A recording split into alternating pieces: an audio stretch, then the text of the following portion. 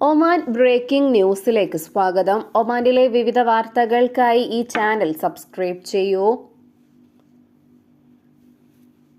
March 28, 29, April 4, 5 തീയതികളിൽ വിമാനത്താവളങ്ങളിൽ കനത്ത തിരക്കിന് സാധ്യത.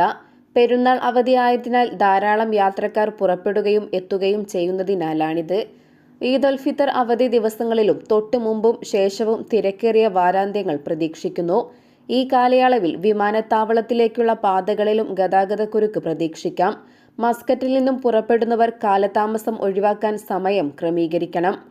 ടെർമിനൽ 3 ഏറ്റവും തിരക്കേറിയ പുറപ്പെടൽ തീയതികൾ മാർച്ച് 28, 29, 30 തീയതികളിലും ഏപ്രിൽ 4, 5, 6 തീയതികളിലുമായിരിക്കും.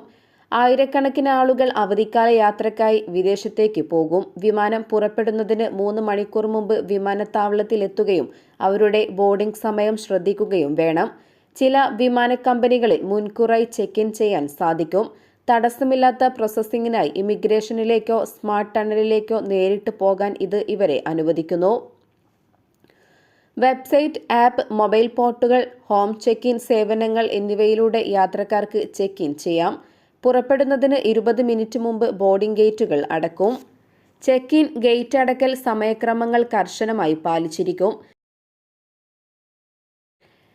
ഇതോടെ വാർത്തകൾ അവസാനിക്കുന്നു. പുതിയ വാർത്തകളുമായി വീണ്ടും കാണുന്നതുവരെ നന്ദി, നമസ്കാരം.